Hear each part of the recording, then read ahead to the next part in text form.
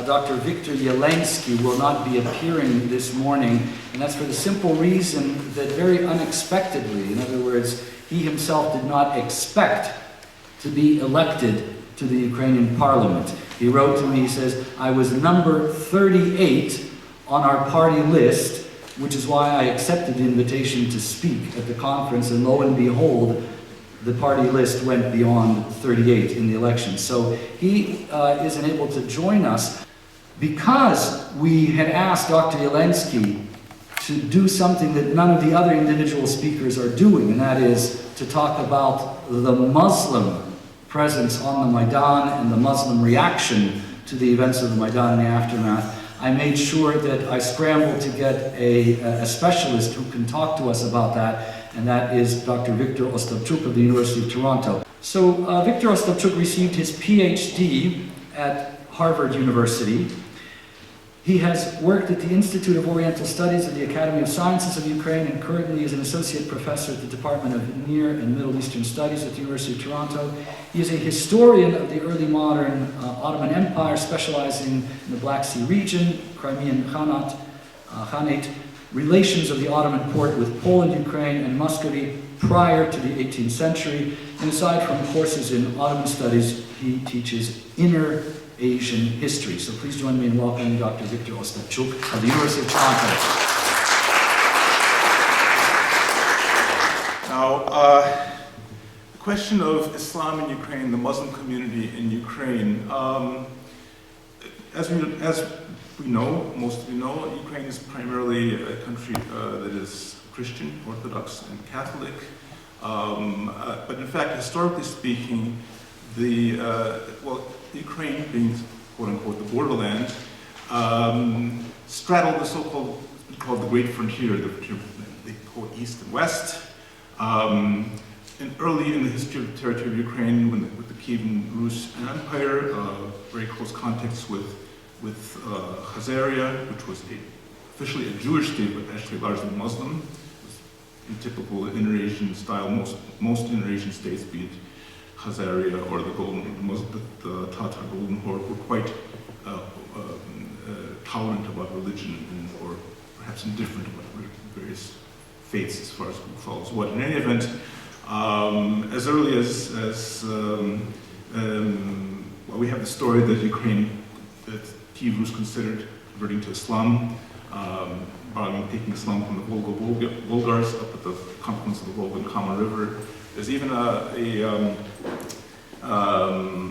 one Arab source speaks of Prince Volodymyr, Grand Prince Volodymyr, who baptized Kiev Rus, at one point having been converted to Islam. There's only one testimony to this. In any event,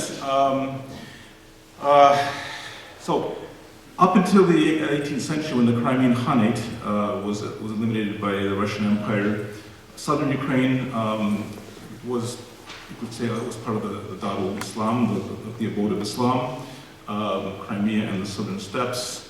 In the 14th century, Khan Uzbek converted the Golden Horde to Islam, but typically in Crimean in Eurasian fashion, and when the Ottoman Turks turned the Crimean Khan into a vassal, there's quite a bit of tolerance of the religions.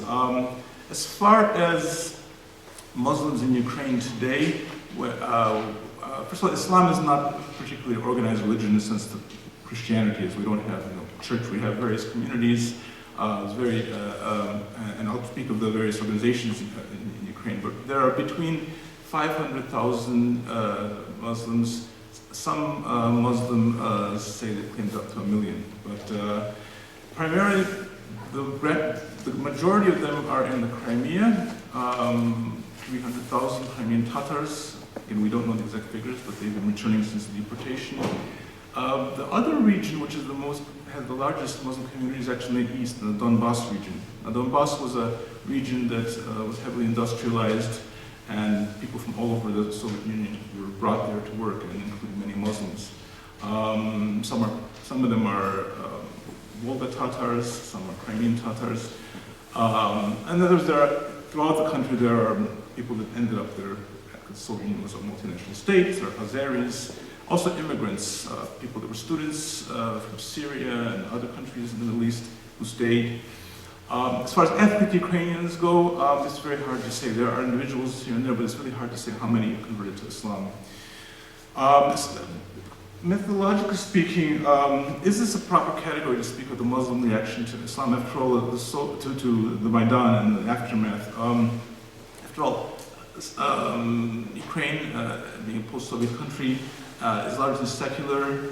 It's a mistake to equivocate all the, say, Crimean Tatars with Muslims. Certainly many of them, most of them are culturally Muslim, and there's been a revival of Islam as there is of other religions in post-Soviet Ukraine. I don't want to turn this into talk about the Crimean Tatars.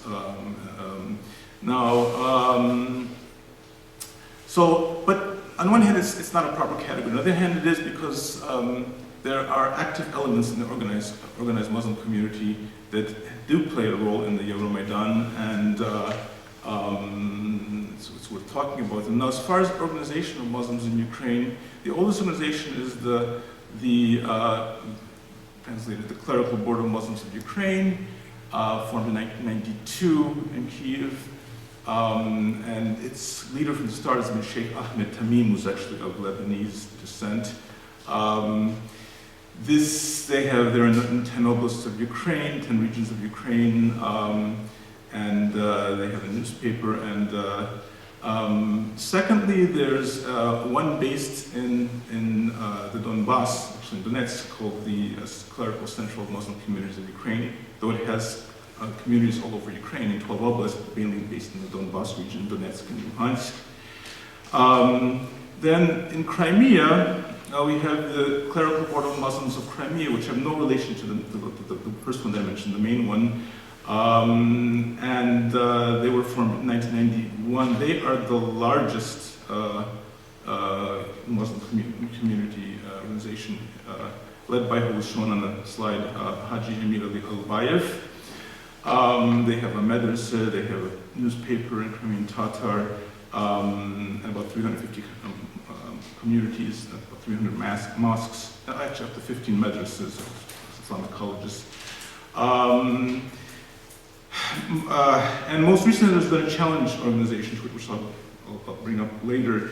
Another organization is the same name as the first one, it's the Clerical Board of Muslims of Ukraine, but they have the name Ummah next to them, which is the word for community, nation, the Muslim nation. It's led by a very outstanding, interesting person who was shown here in the picture, one of the pictures, Said Ismagilov, himself a Tatar from the Donbass, and lived there until recently. It was founded in 2008 with communities in 11 regions. This has been a much, the leader is quite an outstanding, outspoken person, very active, and it seems that this is a younger generation that's more active. This is also one more he's also the Mufti for that organization. There's a secular organization called Al-Raid, which is called All Ukrainian Organization of Social Organizations, registered in '97, that cooperates closely with Ismagilov's movement. Now, in general, as far as the reaction, the participation in Maidan, most visible were the Crimean Tatars. Crimean Tatars, primarily, overwhelmingly loyal to the Ukrainian state. Often the Tatars would complain that why are we more Ukrainian than the Ukrainians? We were more. This is largely because of the trauma that they suffered under the Russian Empire, the basic genocidal forced migrations to the Ottoman Empire in the 19th century, and then, of course, the great debacle of the deportation in May 1944, where the entire population was loaded into freight trains and taken to Siberia and most of Central Asia. So they of course, they were very visible in their presence on the Maidan with their national flag, together with the Ukrainian flag, and very, very supportive.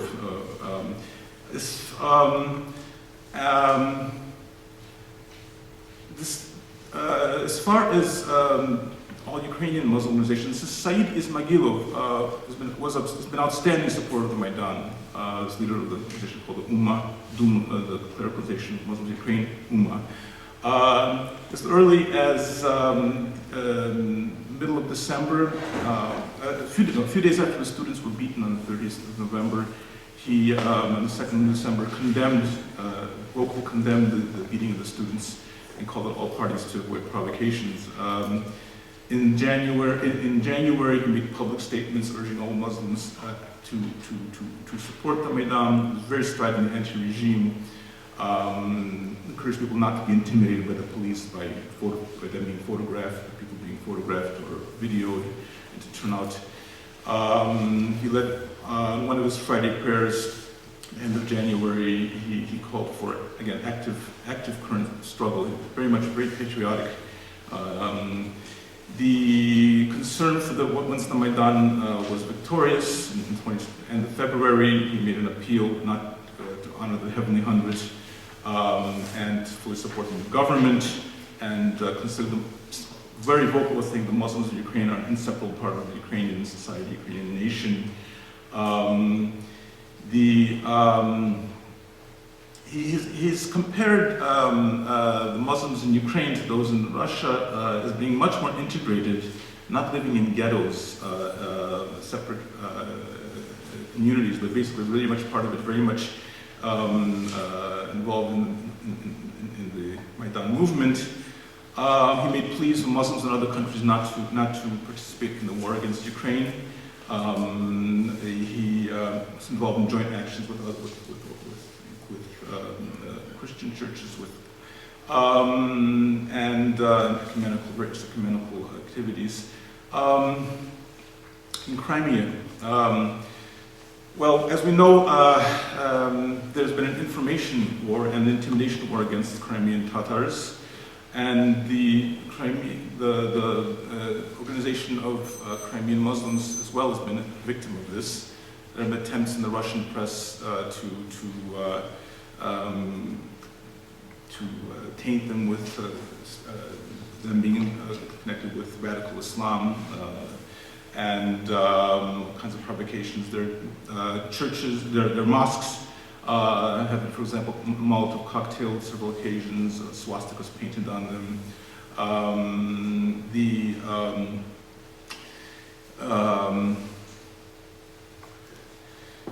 Now, because of the loyalty to the Crimean Tatars and their organization, from the Majlis, the Islamic organization, there's been an attempt by after the occupation of Crimea, by the Russian authorities to marginalize as well their clerical organization. As we know, the Majlis has been basically shut down in the past month. They lost their building. They've been threatened with liquidation. In fact, their two leaders, Mustafa Cemilev and currently Shubatov, have not been allowed to return. There have been two attempts to supplant, to marginalize the clericalization of Muslims in Crimea.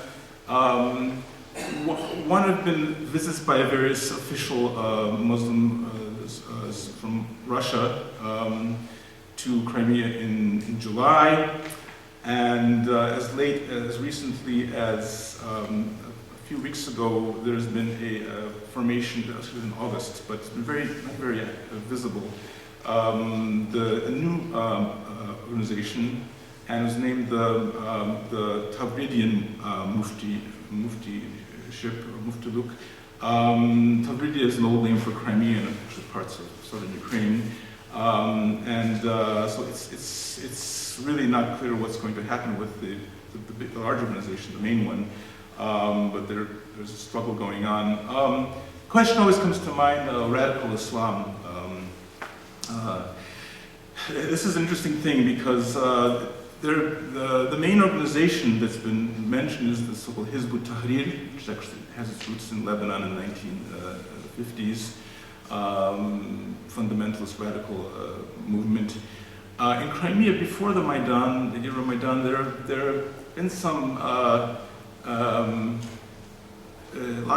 some panic spread about this.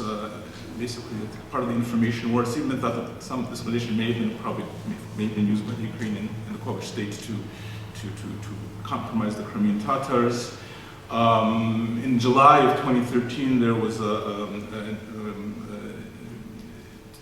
talk of 15,000 radical Islamists in Crimea training to go fight in Syria. There are actually 3 Crimean Tatars that are known to be fighting inside Syria.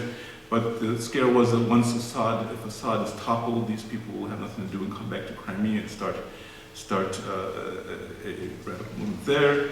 Even the Ukrainian security service was in the summer of 2013 was going around the mountains looking for these training camps, which didn't exist. But the scare of a new caliphate and so forth. But the interesting thing is that when the Crimea was occupied, there was actually a kind of, I mean, the Majlis organization, the Community organization, was very, very peaceful, very, even some young Crimean Tatars complained that they were too passive throughout their existence in 20 years fighting for the rights. But very, very, they themselves, Rafat Shubatov had gone on record saying that with Russia's invasion of Crimea, that there could be a resurgence or a Muslim radical movement, radicalization of the Tatars. Some other Ukrainophile types would say that, now they don't know what they're getting into, okay? The Chechens, Sunni Islam from the world kind of flock to Crimea and show the Russians, what really, what they've gotten into. And in fact, nothing of this has happened. Once Russia was annexed Crimea in April, there were reports of the Hizb ut-Tahrir people in Crimea, which were very few, fleeing. The Hizb ut-Tahrir was not illegal in Ukraine, but it was illegal in Russia. They apparently fled, but in general, this is essentially not a factor. It was not a factor and is not a factor. Now, in the Donbass, the Muslim community, like the Christian communities, have been affected by the war that started there in April, and is still actually going on every day between 3, 5, 7. I think in the past 24 hours, 10 Ukrainian soldiers were killed. So-called peace is basically a fake. It's not being held by the other side. But in any event, we had in the main mosque in Donetsk, the Hajami, a shell went through its roof. It's not far from the airport. And it hit the minaret, just missed the minaret, it would have collapsed the whole thing, but just a shell, there's a hole in the roof. Some Muslims have been killed. The attempt to again supplant the Muslim clerical organization in the Donbass, the Donetsk People's Republic, the so-called DNR, has tried to ensures the formation of a Muslim organization there under its control. The fear in the Donbass that the fate of the Crimean Tatars will be repeated there, that many people will be forced to migrate.